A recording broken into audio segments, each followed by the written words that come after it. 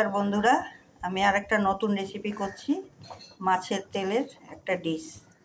মাছের তেল নিয়েছি আমি, এই যে মাছের তেলটা নিয়েছি। এর সাথে আমি এই যে বেগুনগুলো এমনি করে ডুমো ডুমো করে কেটে নিয়েছি। এখানে একটা বড় বেগুন আছে, ডুমো ডুমো করে কেটে নিয়েছি। আলুগুলোকে এরকম পাতলা করে কেটে নিয়েছি। এখানে 3-4টা আলু আছে। দিয়ে আমি এখানে এগুলোকে দিয়ে একটা তেল চচ্চড়ি বানাবো। এই তেল চচ্চড়ি তৈরি করার জন্য আমার লাগছে নুন, একটু চিনি, একটু লঙ্কার গুঁড়ো, একটু হলুদ গুঁড়ো, একটু গোটা জিরে, একটু গোটা রাঁধুনি আর 2টো তেজপাতা। সরষের তেলে রান্না হবে। আমি এটা সরষের তেলে ফোড়ন দিব। সরষের তেল বসিয়ে দিয়েছি কড়াতে, গরম হয়ে গেছে। এর মধ্যে আগে প্রথমে আমি রাঁধুনিটা ফোড়ন দিব। রাঁধুনিটা ফোড়ন দিয়ে তারপরে আমি এর মধ্যে 2টো তেজপাতা দিব। তারপরে জিরেটা ফোড়ন দিব। ফোড়ন দিয়ে এগুলো ফোড়ন হয়ে গেছে। এর মধ্যে আমি 2টো বড় পেঁয়াজ কুচিয়ে নিয়েছি। এই পেঁয়াজ দুটো দিয়ে দিই। পেঁয়াজ দুটো দিয়ে একটু ভাজা হলে পরে তারপরে আমি সব মশলা টশলা দেবো। পেঁয়াজটা হয়ে গেলে আমি এর মধ্যে মাছের তেলটা দেবো। পেঁয়াজটা দেখুন আমার একটু ভাজা ভাজা হয়ে এসছে। বেশি ভাজিনি, একটু লালচে লালচে হয়েছে। এই পর্যায়ে এসে আমি এখন মাছের তেলগুলো দিয়ে দিই। মাছের তেলগুলো দিয়ে এখন নাড়াচাড়া করব। মাছের তেলটা একটু গলে যাবে।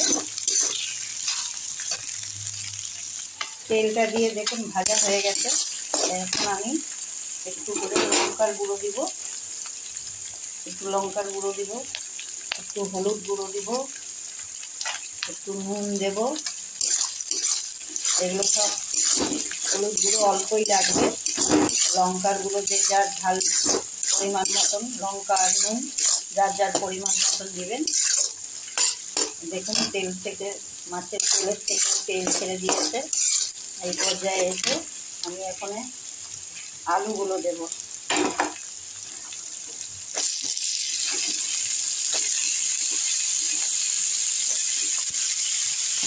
আলুগুলো আমি দিয়ে দিয়েছি সবটা। এবার বেগুনগুলোও দিয়ে দেবো।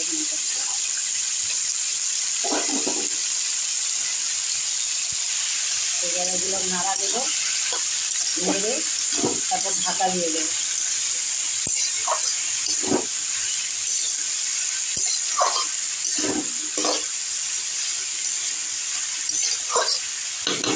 ঝাল আর নুন পরিমাণ মতন দিবেন। আমি সবসময় বলি যার যার পরিমাণ মতন ঝাল বেশি খায়, নুন তো পরিমাণ মতনই দিতে হবে। কেউ ঝাল কম খায়, কেউ বেশি খায়। এখানে এসে আমি একটু চাপা ঢাকা দিয়ে দেবো। ছোটো বাসন দিয়ে ঢাকা দিলে তাড়াতাড়ি সবজিগুলো সেদ্ধ হয়ে যাবে। দেখুন মাছের তেলটা এরকম ভাজা ভাজা হয়ে আসছে। আমি একটু গ্যাসের ফ্লেমটা একটু লো করে দিয়েছি যাতে আলুগুলো সিদ্ধ হয়ে যায়। বেগুনগুলো তো সিদ্ধ হয়েই যাবে, কিন্তু আলুগুলো একটু সিদ্ধ হতে চায় না।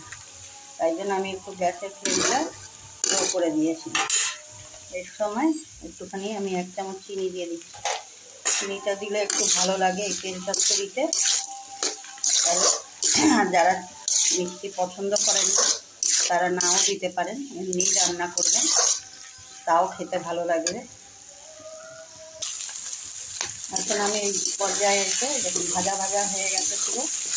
এখন আমি গ্যাসটাকে বন্ধ করে দেবো। বন্ধ করে তারপর ভালো পরিবেশন করব। দেখুন তেল চচ্চড়িটা আমার কীরকম লুক হয়েছে। এভাবে একবার বানিয়ে খাবেন, দেখবেন খেতে হেভি টেস্টি লাগে।